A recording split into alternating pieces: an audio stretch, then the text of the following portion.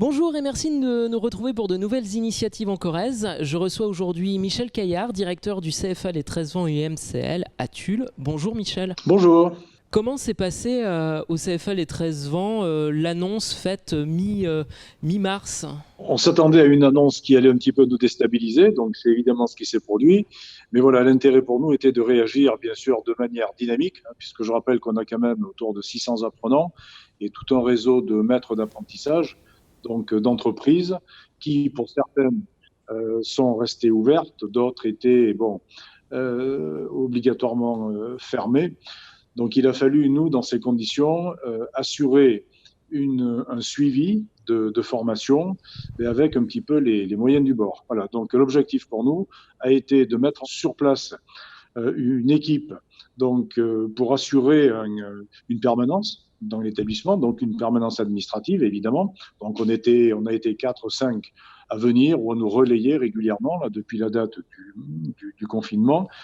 Et après, on a passé le mot d'ordre à toute l'équipe des formateurs d'organiser, de mettre en place l'enseignement à distance. Donc on a un petit peu la chance, nous les 13 membres, d'avoir depuis longtemps expérimenté des modalités d'enseignement à distance, ce qu'on a mis en place pour la modalité de formation en situation de travail avec l'utilisation du téléphone portable.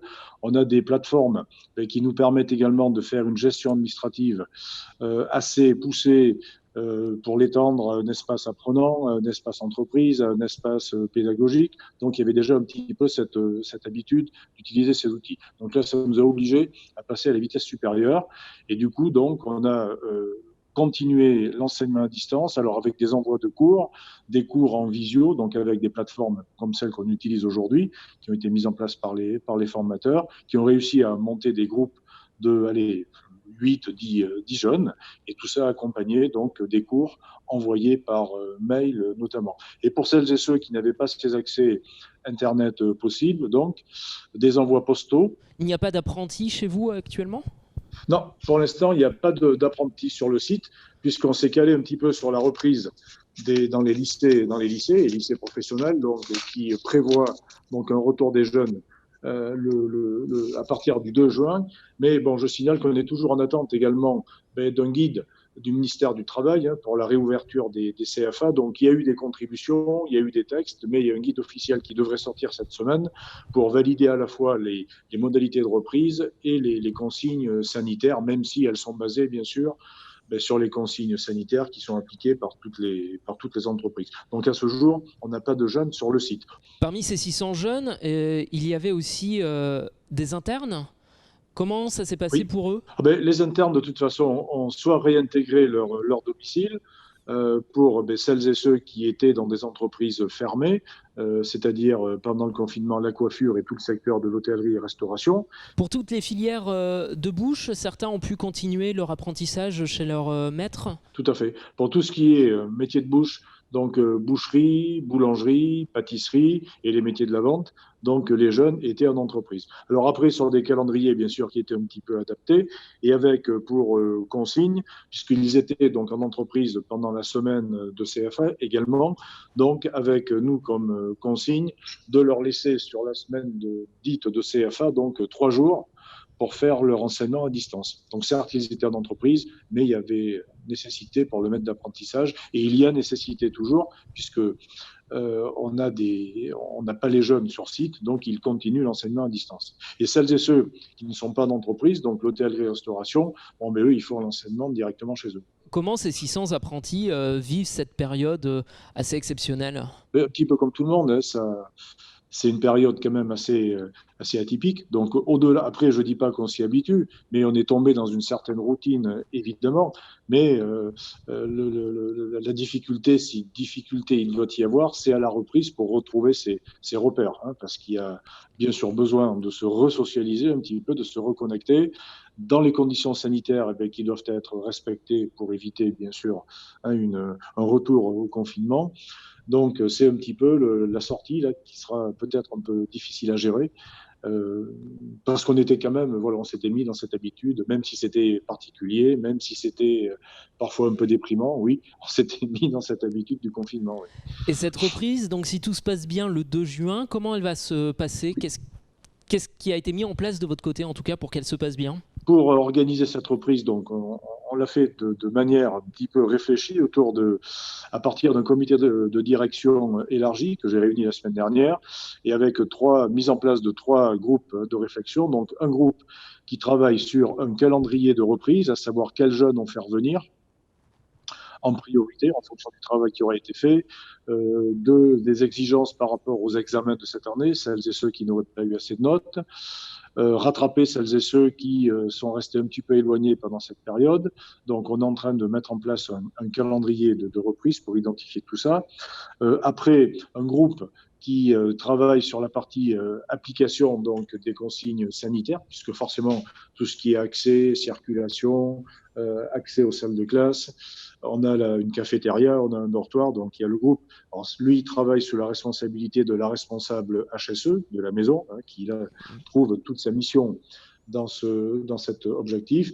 Et puis un groupe qui travaille autour du responsable ressources humaines pour, au niveau du personnel, justement, là, faire presque du cas par cas, puisqu'entre celles et ceux, il faut également différencier le mois de mai et puis à partir de juin. Donc celles et ceux qui peuvent revenir, celles et ceux qui le mois prochain auront des contraintes de garde d'enfants s'ils sont dans des écoles, voilà, qui ne sont pas sur des rythmes ordinaires, celles et ceux qui ont des problèmes de santé, donc qui ne pourraient pas revenir. Donc ça, c'est la partie ressources humaines qui gère ça. Donc on a monté ces 3 groupes de réflexion justement pour mettre en place tout ça. En plus, bon, j'ajoute qu'on est sur notre site, on a également à côté le CFA bâtiment, donc qui a une gestion tout à fait bien sûr différente de la nôtre, puisque c'est une école qui est sous un autre statut, qui dépend du 3CA BTP, donc du réseau Nouvelle-Aquitaine du 3CA BTP, alors qui eux également reprennent le 2 juin, mais qui ont aussi des problématiques d'hébergement et de restauration pour leurs apprentis. Donc il faut également coordonner tout ça avec les effectifs que nous recevrons à partir du 2 juin du CFA bâtiment. Et le tout, il faut gérer aussi la rentrée de septembre en même temps? Pour l'instant, on n'est pas encore sur ces modalités puisqu'on ne sait pas dans quelles conditions sanitaires ça se fera. Une chose est sûre, c'est que la campagne de recrutement pour l'année prochaine est lancée, bien évidemment. Donc il y a des jeunes qui cherchent des contrats d'apprentissage. Donc là, la procédure mise en place tous les ans donc, est active, à savoir en ce qui concerne les 13 vents, il faut se rendre sur le site et cliquer sur l'onglet « Je postule » et remplir sa fiche donc d'apprentissage. Donc, ça nous fait une préinscription. Après, charge à nous et au service développement donc de convoquer les personnes, quand, mais pour l'instant on ne sait pas, et puis de les mettre en relation avec les offres d'apprentissage. Donc de ce côté, les offres, vous comprenez bien que la bourse là, des offres d'apprentissage est un petit peu au ralenti. Il y a des besoins, oui, on en reçoit, oui, mais il y a des secteurs comme l'hôtellerie, pour l'instant, ils n'ont pas encore suffisamment de visibilité pour donner pour proposer des offres très, très précises. Mais il y a des besoins. Il y aura, je pense, un décalage dans la signature des contrats, notamment en hôtellerie. Bon, dans les métiers comme la pâtisserie, le métier de bouche et tout ça, la coiffure, peut-être pas autant, mais sur les métiers de bouche, oui, il y aura bien sûr un décalage, voire une baisse d'effectifs s'il y a des entreprises qui ont fermé. Très bien, mais merci beaucoup Michel Caillard, directeur du CFA Les 13 vents UMCL à Tulle. Merci à vous. Et merci à vous aussi de nous avoir suivis. À bientôt pour de nouvelles initiatives en Corrèze. Et d'ici là, n'oubliez pas les gestes barrières. Pendant l'épidémie, quels que soient vos problèmes de santé, faites-vous soigner. Que ce soit en téléconsultation ou sur place. En cabinet ou dans les hôpitaux, tout est organisé pour éviter les contaminations. Continuez à prendre vos médicaments et ne reportez pas les examens qui vous sont prescrits. Si vous êtes enceinte ou si vous avez un bébé, maintenez les rendez-vous de suivi et les vaccinations obligatoires. En cas d'urgence, appelez immédiatement le 15. Retrouvez plus d'informations sur gouvernement.fr. Ceci est un message du ministère chargé de la Santé, de l'Assurance Maladie et de Santé publique France.